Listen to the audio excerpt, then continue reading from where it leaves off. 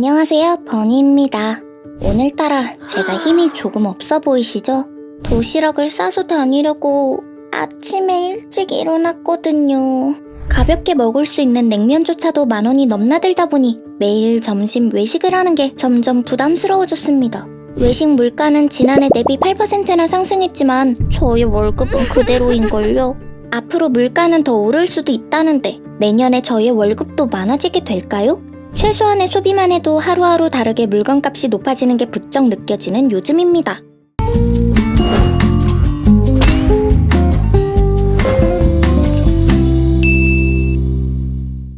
통계청이 발표한 자료에 따르면 지난 6월 소비자 물가지수는 108.22로 전년 동월 대비 6% 상승했습니다. 문제는 전년과 비교했을 때 3월과 4월에는 4%대, 5월에는 5.4%가 오르는 등 작년보다 물가가 가파르게 증가하고 있다는 것입니다. 특히 식료품 및 외식 물가의 상승폭이 크다 보니 물가 상승의 체감도가 높아졌습니다. 더욱이 임금이 그대로인 것이 물가 상승의 체감도를 더 높이고 있는데요. 내년 최저임금은 5% 오른 금액으로 체결되었지만 물가 상승률에 비하면 동결 수준으로 분석됩니다. 노동시장에서는 연말 연초에 임금이 결정되면 변하지 않는 경우가 대부분이라 연중 물가가 치솟게 되면 생활 경제에 어려움이 생기는 건 자연스러운 현상입니다. 게다가 물가 안정 정책으로 기준 금리가 상승하면서 대출 상환에 대한 부담감이 높아지다 보니 월급으로 생활하는 대부분의 가정은 한숨을 내쉴 수밖에 없는 것이죠. 이러한 상황이 지속되자 결국 노동시장에서는 임금 상승이 필요하다는 목소리가 높아지고 있습니다.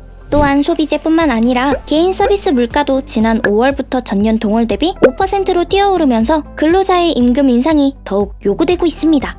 물가는 오르는데 임금이 제자리라고 하면 사실상 소득이 줄어든 셈이니까요. OECD에서도 우리나라 실질 임금이 전년 대비 1.8% 감소할 것이라고 전망한 것을 보면 노동시장 내 임금 인상 압력이 무리한 것은 아닌 것 같습니다. 기업에서도 이와 같은 경제 상황을 고려하여 대기업을 중심으로 임금 인상 소식을 전하고 있습니다. 삼성전자는 9%, LG전자는 8.2%, 현대차는 9%, 카카오는 15%, 네이버는 10% 올리겠다고 발표한 것인데요. 일각에서는 큰 폭의 인건비 상승은 상품 및 서비스 가격에 반영되어 인플레이션이 장기화되고 또 임금 인상이 불가피해지는 악순환을 초래할 수 있다고 크게 우려하고 있습니다. 실제로 최근 미국에서 소비자 물가와 임금 모두 높은 상승률을 보이면서 임금발 인플레이션 현상이 나타난 것이 아니냐는 의견이 제기되었는데요. 4월 미국 소비자 물가지수는 전년 동월 대비 8.3% 올랐으며 애틀랜타 연방준비은행이 집계한 자료에 따르면 임금 상승률도 6%에 이른 것이 임금과 물가가 서로 영향력을 미치면서 연쇄 상승이 일어난 것으로 본 것이죠. 하지만 이를 두고 전문가들도 명백한 의견을 내놓지 못하고 있습니다.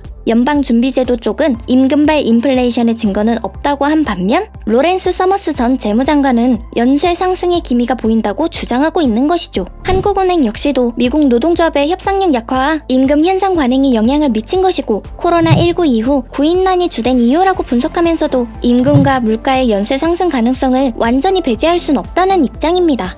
결국 물가가 지속적으로 상승하고 있는데 임금을 올리지 않는다면 경기 침체로 이어지는 것은 불보듯 뻔한 일이지만 임금이 올라가도 물가는 오르지 않을 거라고 장담할 수 없기에 임금 상승이 난관을 해결할 수 있는 방안이라고 말할 수도 없는 그런 난감한 상황에 처한 것이죠.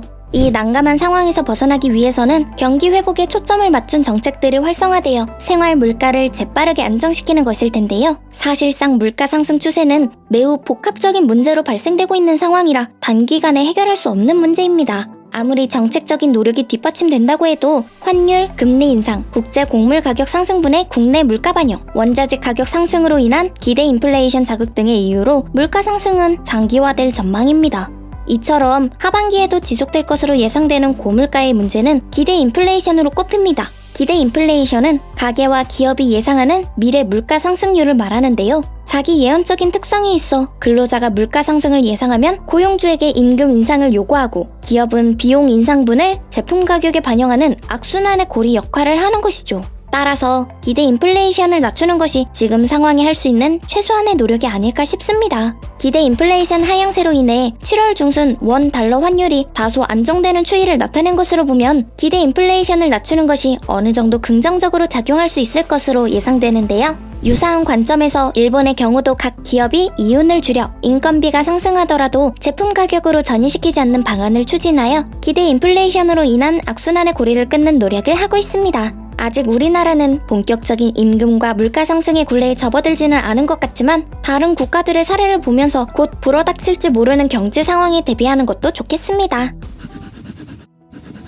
결국 복잡하고 혼란스럽고 어려운 경제 상황을 극복하기 위해서는 한 가지의 시원한 해결 방법을 기다리는 것이 능사는 아닐 것 같습니다. 각자가 할 수 있는 선에서 기업, 근로자, 자영업자, 소비자 등 다양한 사회적 관계 속의 갈등을 최소화하려는 노력이 현명한 방법이 되지 않을까요? 그러면 아마도 물가는 안정화되고 내 월급은 오르는 그런 날이 곧 올 것이라 기대합니다. 그날까지 우리 같이 힘내자고요.